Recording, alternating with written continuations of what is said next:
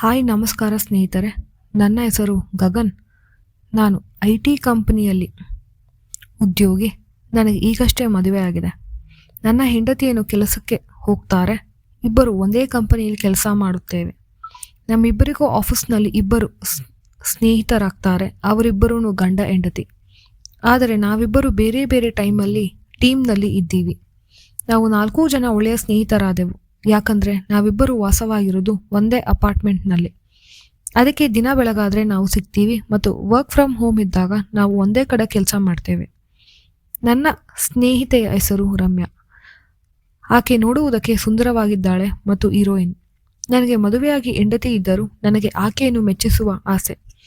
ಅದರಲ್ಲೂ ಆಕೆ ನನ್ನ ಟೀಮ್ನಲ್ಲೇ ಇದ್ದಾಳೆ. ಅದಕ್ಕೆ ಅವಳ ಕೆಲಸವನ್ನು ನಾನು ಮಾಡ್ತೀನಿ ಮತ್ತು ಅವಳಿಗೆ ಸಹಾಯ ಬೇಕೆಂದಾಗಲೆಲ್ಲ ನಾನು ಸಹಾಯ ಮಾಡ್ತೇನೆ. ನನ್ನ ಹೆಂಡತಿ ಮತ್ತು ಅವಳ ಗಂಡ ಅವರಿಬ್ಬರೂ ಒಂದೇ ಟೀಮ್ನಲ್ಲಿ ಇದ್ದಾರೆ. ನನ್ನ ಹೆಂಡತಿ ಮೇಲೆ ನನಗೆ ನಂಬಿಕೆ, ಯಾಕಂದರೆ ಅವಳು ತುಂಬ ಒಳ್ಳೆಯವಳು. ಈ ಥರ ಎಲ್ಲ ಯೋಚನೆ ಮಾಡಲ್ಲ ಅನ್ನೋ ನಂಬಿಕೆ ಇದೆ ನನಗೆ. ಆದರೆ ನನಗೆ ರಮ್ಯಾನ ಮೇಲೆ ಆಸೆ. ನಾನು ಆಕೆಯನ್ನು ಭೇಟಿಯಾಗಿದ್ದು ಇದೇ ಕಂಪನಿಯಲ್ಲಿ. ಅವರಿಬ್ಬರು ಗಂಡ ಹೆಂಡತಿನೂ ತುಂಬ ತಮಾಷೆ. ಅದರಲ್ಲೂ ರಮ್ಯಾ ಮಾತು ಹೇಳುವುದರಲ್ಲಿ ಎತ್ತಿದ ಕೈ. ನಾನು ಆಕೆಯನ್ನು ಯಾವಾಗಲೂ ರೇಗಿಸುತ್ತೇನೆ, ಹಾಡು ಹೇಳ್ಕೊಂಡು ನೀನೇ ಅಂತ. ನಾನು 4 ಜನ ಶಾಪಿಂಗ್ಗೆ ಹೋದಾಗ ರಮ್ಯಾ ಹಾಕಿಕೊಳ್ಳುವ ಬಟ್ಟೆಯನ್ನು ನಾನೇ ಹುಡುಕಿ ಅವಳಿಗೆ ತೋರಿಸುತ್ತೇನೆ. ಅವಳಿಗೆ ನನ್ನ ಅಭಿರುಚಿ ಇಷ್ಟವಾಗುತ್ತದೆ ಮತ್ತು ಅದನ್ನು ಅವಳ ಗಂಡನ ಮುಂದೆನೇ ಒಪ್ಪಿಕೊಂಡಿದ್ದಾಳೆ, ಹೇಳಿದ್ದಾಳೆ, ಪ್ರಶಂಸಿಸಿದ್ದಾಳೆ. ನಾವಿಬ್ಬರು ಒಳ್ಳೆಯ ಸ್ನೇಹಿತರಾದೆವು. ನಾವು 4 ಜನ ಒಂದು ಭಾನುವಾರ ನಮ್ಮ ಮನೆಯಲ್ಲಿ ಸೇರಿದ್ವಿ ಮತ್ತು ನಾವು ಮಾಡುತ್ತಿದ್ದ ಕೆಲಸದಲ್ಲಿ ನಮಗೆ ಯಶಸ್ಸು ಸಿಕ್ಕಿದೆ.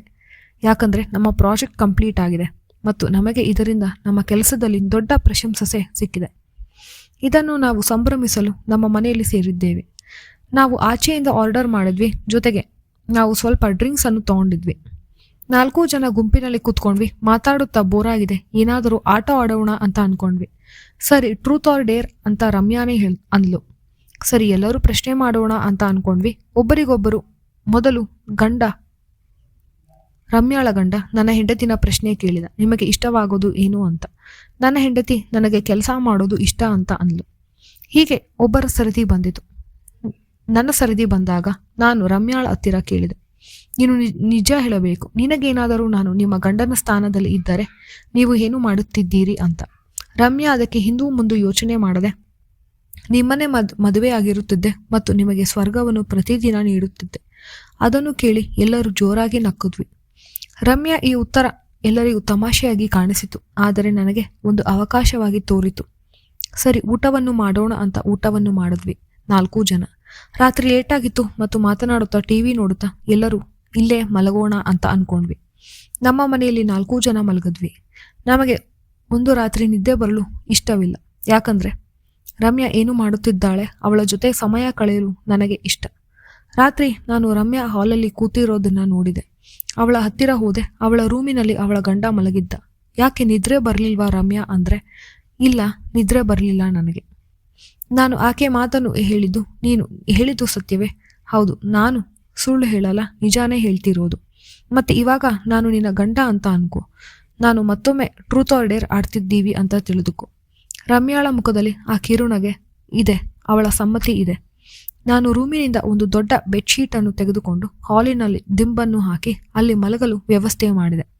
ರಮ್ಯಾ ನನಗೆ ಕೋಡಿಂಗ್ ಮತ್ತು ಡಿಕೋಡಿಂಗ್ನಲ್ಲಿ ಕೆಲವು ಪ್ರಶ್ನೆ ಇದೆ, ನೀನು ಹೇಳ್ಕೊಡ್ಬೇಕು. ಇವತ್ತು ನಿನಗೆ ಸಂಪೂರ್ಣವಾಗಿ ಡಿಕೋಡಿಂಗ್ ಹೇಗೆ ಮಾಡೋದು ಅಂತ ಹೇಳ್ಕೊಡ್ತೀನಿ. ರಮ್ಯಾ ಸಿಂಪಲ್ ಆಗಿ ನೈಟ್ ಪ್ಯಾಂಟ್ ಮತ್ತು ಟೀ-ಶರ್ಟ್ ಅನ್ನು ಧರಿಸಿದ್ದಳು. ನಾನು ಅವಳಿಗೆ ಮೊದಲು ಡಿಕೋಡಿಂಗ್ ಅಂದರೆ ಏನು ಅಂತ ತಿಳಿಸಿದೆ ಮತ್ತು ಒಂದೊಂದಾಗಿ ಡಿಕೋಡಿಂಗ್ ಮಾಡಲು ಶುರು ಮಾಡಿದೆ. ಆಕೆ ಖುಷಿಯಿಂದ ಕಲಿಯುತ್ತಿದ್ದಳು ಮತ್ತು ಕೋಣೆಯ ಟೆಂಪರೇಚರ್ ಜಾಸ್ತಿ ಆಗಿದೆ. ನಾವು ರಾತ್ರಿ ಎಲ್ಲ ಡಿಕೋಡಿಂಗ್ ಬಗ್ಗೆನೇ ಮಾಡಿದ್ವಿ. ಯಾವಾಗ ನಿದ್ರೆ ಬಂದಿತು ಮಾಡಿದ್ವಿ ಅಂತ ತಿಳಿಯಲಿಲ್ಲ.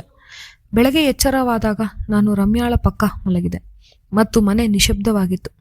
ನನ್ನ ಹೆಂಡತಿ ಎದ್ದಿದ್ದಾಳ ಅಂತ ರೂಮಿಗೆ ಹೋದೆ. ಅಲ್ಲಿ ನನ್ನ ಹೆಂಡತಿಯನ್ನು ರಮ್ಯಾಳ ಗಂಡ ಡಿಕೋಡಿಂಗ್ ಹೇಳಿಕೊಟ್ಟಿದ್ದ. ರಮ್ಯಾಳ ಗಂಡನಿಗೆ ಎಚ್ಚರವಾಯಿತು ನನ್ನ ಶಬ್ದದಿಂದ ಮತ್ತು ಅವನು ಕಿರುನಗೆ ಬೀರುತ್ತಾ, ಬನ್ನಿ ಆಚೆ ಮಾತಾಡೋಣ ಅಂತ ಬಾಲ್ಕನಿಗೆ ಕರೆದುಕೊಂಡು ಹೋದ. ನನಗೆ ತಿಳಿದೆ, ಗಗನ್, ನಿಮಗೆ ರಮ್ಯಾ ಎಂದರೆ ಇಷ್ಟ ಅಂತ. ನೀವು ಅವಳ ಜೊತೆ ಸಮಯ ಕಳೆಯಲು ಪ್ರಯತ್ನಿಸುತ್ತಿದ್ದರೆ ನಾನು ನಿಮ್ಮ ಹೆಂಡತಿಯ ಜೊತೆ ಇರಲು ಪ್ರಯತ್ನಿಸುತ್ತಿದ್ದೆ. ಕೆಲವು ದಿನಗಳಿಂದ ನಾವು ಯಾಕೆ ನಮ್ಮಿಬ್ಬರ ಹೆಂಡತಿಯರನ್ನು ಒಂದು ದಿನದ ಮಟ್ಟಿಗೆ ಈ ಥರ ಮಾಡಬಾರದು ಅಂತ ಯೋಚಿಸುತ್ತಿದ್ದೆ. ಇವತ್ತು ದೇವರೇ ಅವಕಾಶವನ್ನು ನೀಡಿದ್ದಾನೆ. ನಾನಂತೂ ಚೆನ್ನಾಗಿ ಡಿಕೋಡಿಂಗ್ ಮಾಡಿದ್ದೇನೆ, ನೀವು ಮಾಡಿದ್ದೀರಾ ಅಂತ ಅನ್ಕೋತೀನಿ. ನಿಮ್ಮದೇನು ಅಭ್ಯಂತರ ಇಲ್ಲ ಅಂತ ತಿಳಿದು ಖುಷಿಯಾಯಿತು. ನಾನು ರಮ್ಯನಿಗೆ ಚೆನ್ನಾಗಿ ಡಿಕೋಡಿಂಗ್ ಅನ್ನು ಹೇಳಿಕೊಟ್ಟಿದ್ದೇನೆ. ಆದರೆ ಈ ವಿಷಯ ನಮ್ಮ ಹೆಂಡತಿಯರಿಗೆ ತಿಳಿಯುವುದು ಬೇಡ. ಇದು ನಮ್ಮ ಮಧ್ಯೆನೇ ಇರಲಿ ಮತ್ತು ಸಮಯ ಸಿಕ್ಕಾಗಲೆಲ್ಲ ಅವಕಾಶಕ್ಕಾಗಿ ಕಾಯುತ್ತಾ ನಾವು ನಮ್ಮ ಪ್ರೇಯಸಿಯರಿಗೆ ಡಿಕೋಡಿಂಗ್ ಅನ್ನು ಹೇಳಿಕೊಡೋಣ. ಹೌದು, ನನ್ನ ಮನಸ್ಸಿನಲ್ಲಿ ಇರುವುದು ಇದೆ. ನೀವು ಇದಕ್ಕೆ ಸಮ್ಮತಿಸಿದ ನನಗೆ ಖುಷಿ. ಬನ್ನಿ, ಅವರಿಬ್ಬರು ಎಚ್ಚರವಾಗುತ್ತಾರೆ. ನಮ್ಮಿಬ್ಬರ ಜಾಗಗಳಿಗೆ ಹೋಗೋಣ. ಇಬ್ಬರು ಕಣ್ಣು ಬಿಟ್ಟಾಗ ನಾವು ಪಕ್ಕದಲ್ಲಿ ಇದ್ವಿ ಮತ್ತು ಒಂದಷ್ಟು ದಿನಗಳ ಕಾಲ ಹೀಗೆ ನಡೆಯಿತು. ಹೆಂಡತಿಯರಿಗೆ ಈ ವಿಷಯ ತಿಳಿಯಲಿಲ್ಲ. ಈ ರಹಸ್ಯ ನಮ್ಮ ಮಧ್ಯೆ ಉಳಿಯಿತು. ಈ ವಿಷಯ ನಮಗೆ ಜೀವನದಲ್ಲಿ ಹೊಸ ವಾತಾವರಣವು ಸೃಷ್ಟಿಸಿತು, ಹೊಸ ಕಲಿಕೆಯನ್ನು ನೀಡಿತು. ಇದು ಮಾಡಿದ್ದು ತಪ್ಪೋ ಸರಿನೋ ಗೊತ್ತಿಲ್ಲ, ಆದರೆ 4 ಜನ ಖುಷಿಯಾಗಿದ್ದೇವೆ. ಈ ಕತೆ ನಿಮಗೆ ಇಷ್ಟವಾದರೆ ದಯವಿಟ್ಟು ಲೈಕ್ ಮಾಡಿ ಮತ್ತು ಚಾನೆಲ್ನನ್ನು ಸಬ್ಸ್ಕ್ರೈಬ್ ಮಾಡಿ. ಧನ್ಯವಾದಗಳು.